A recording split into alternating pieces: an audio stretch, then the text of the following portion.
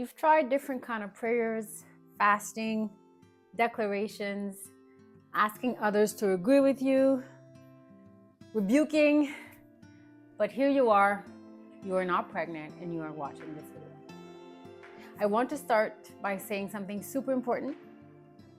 There is no, and it might shock you, you need to stick around, stretch your mind. There is no formula that you can pray that will convince God to give you a baby.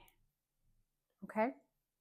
Prayer is not about persuading God, convincing God of your qualification to earn for a baby, or finally say the right things, cross every T, dot every I. That's not what prayer is about. So today, I want to share with you like 2 major keys that you need to know before you start praying for your miracle baby breakthrough, because it will set you free from that ongoing feeling that you're not doing it right and that you're not deserving. This is fundamental in your prayer life. It was fundamental in my prayer life. It changed everything. I'm not selfish. I am sharing with you. Okay? So here are the 2 things. I'm just going to name them and then we'll unpack them slowly, gently, right way. Children are a gift. They're not a reward you can earn. That's number 1. Number 2, God, your Father, your Heavenly Father, the one who loves you unconditionally, has already made provision at the cross for your miracle babies. Okay? These are the 2 points that need to become a revelation from your head to your heart. It needs to align so that your prayer life takes another direction. Okay? So let's dive into number 1. Children are a gift. They're not a reward you can earn. And I can hear you through the camera saying, and Psalm 127:3 says, lo, children are a heritage of the Lord, and the fruit of the womb is his reward. I have to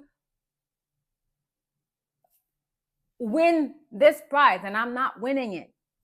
God is not saying yes. I want to tell you that this verse has been, at least in my circles and in my experience, has been misunderstood. So let's slow down, okay? Let's look at this. Children are a heritage of the Lord. Can you earn a heritage? If you've ever inherited anything from grandpas, uncles, parents that passed and they left you an inheritance, was that something you earned? No. It's something that because of your position in the family, it was destined to you, right? It comes from position. Your heritage comes from your position, not your performance. So let's make the parallel with us, daughter of the King. We are in Christ. We are children of God, and inheritance flows from our position. Okay? So children are a heritage from the Lord. Can't earn it. It's just that I'm part of the family of God. Okay? That's it. And then second part, the fruit of the womb is his reward. And I know this used to like bother me because I was like, reward, like, in a competition, you get a reward, you get a medal because you like surpassed everybody. So it's performance based. But let's put our thinking hats on, right? The womb, right? What can the womb do apart from giving a baby? It don't have another function per se, okay? So it does not mean that children are a reward of God when you've done enough or prayed enough or been good enough or forgiven enough. No, it's that the reward of the womb, the function of the womb is to give babies, just like the function or the reward of my eyes is to see, okay? So it's a God-given function. The womb doesn't produce children because we've earned it and God approved it. It produces children because that's the way it was designed, okay? So infertility is not a proof that God is withholding or that you're failing spiritually. It's not an evidence of anything like that. So we now know, and this needs to be from your head to your heart, that babies are not something you earned. So now it brings you to this side note where I can hear you. I can hear your voice in that camera saying, well, is it God's will? Why is it not happening to me? But I want to pause. Because I know that you're telling me, but there are scriptures that says that God closes the womb. So maybe my womb is closed and now I need to pray for him to open my womb. And you're right. These scriptures exist. They exist. And I have a video on 5 keys or truths that every Christian woman needs to know when we're reading our Bible. And if you haven't seen it, I encourage you to watch it.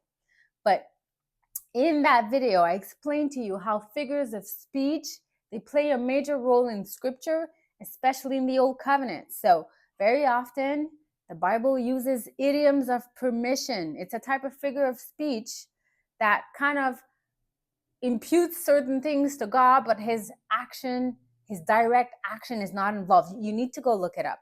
But here's the non-negotiable truth, okay? When Jesus came as the Word made flesh, he revealed the Father perfectly. Let's look up John 14:9. That said, he that has seen me has seen the Father. And when we look at the works of Jesus on the earth, do we find an occurrence of God closing the womb? My apologies, of Jesus closing the womb. Do we find that? Because scripture tells us that Jesus came to reveal the heart of the Father, okay? But what we find is that when he came on earth, what he did was heal, restore, deliver, okay? And you might say, well, there's no example of wombs and fertility stories in the New Covenant, so we can't.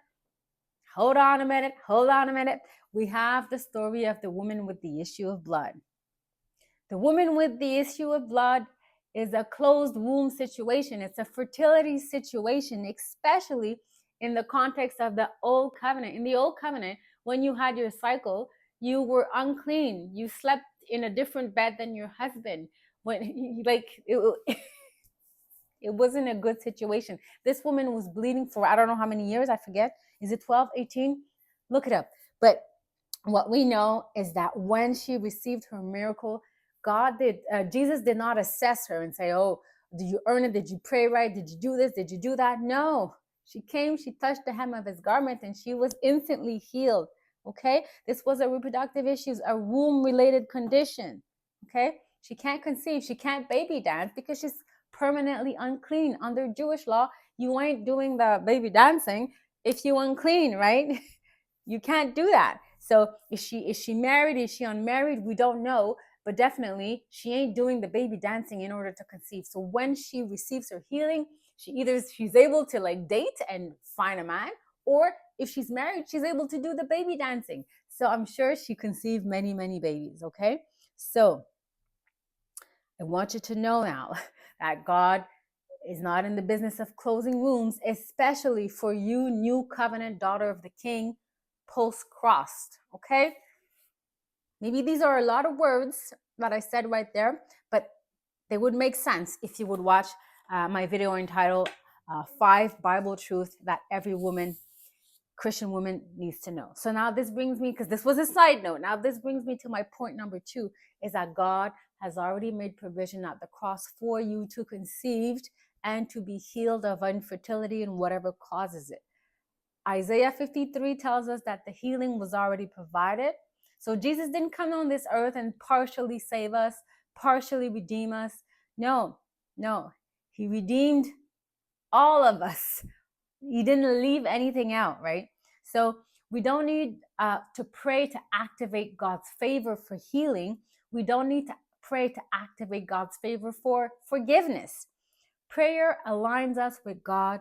Prayer aligns us with what Jesus has already accomplished. Okay, so that means that you're not praying towards, provision, but you're looking back and say, okay, this was already accomplished, and that changes how you pray, right?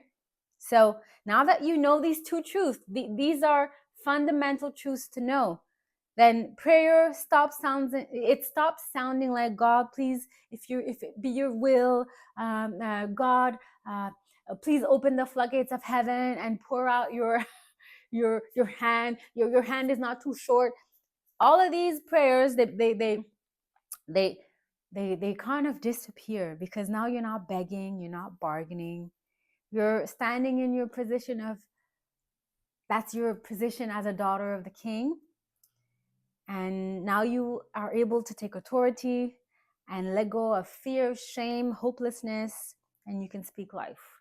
Now, you must be wondering, okay, and there's no formula. I need to have these two fundamental truths in my heart. But what does it look like? I don't know how to do it. And I'm going to tell you and show you a little bit what it looks like. But this is not a formula. I don't expect you to take this recording and pray it like it's a genie in a bottle type of thing, right? But just so that you know how a heart position looks when you're praying, and that these two fundamental keys are like rooted in your heart. So it looks like, God, I thank you that you are good and only good. I know that children are a gift from you, and that it's not something I earn. I come in agreement with your word that says that the fruit of the womb is his reward. And that being said, that my womb is fruitful. The reward of my womb is fruitfulness. I declare that my body was created perfectly, and I stand against sickness, disease, whatever is causing this issue, whether it's in me or the reproductive system of my husband, or if I'm having miscarriages and there's always an issue in the development of my baby, or whatever the issue is, I take authority over that because of my position in Christ, because it has already been accomplished, because I received the provision that Jesus has already purchased. Lord, I align with you. I'm in agreement with you that says to multiply and be fruitful. Lord, I agree, and I stand against every evil snare of the enemy in my life, and I declare that you are king over my life, over my womb, over my reproductive system. And I welcome the babies that you have for me. I welcome them. I thank you for providing them. I cover them. I declare them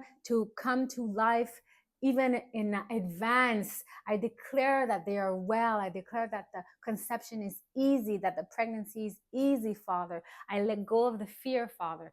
Thank you that you are good to me, that you are only good. So now this gives you an idea. You're not coming from a position of begging, right? It's not a formula. It's a position of heart. Your heart is in a different position when you know that you don't have to earn these babies, and that it's not something you're trying to get God to do, okay? So prayer is not about moving God. It's about knowing what he has already said and what he has already provided. I want to remind you, or tell you, depends. Maybe you don't even know, but you are not forgotten, and God is not withholding from you. So I hope to see you in the next video. God bless.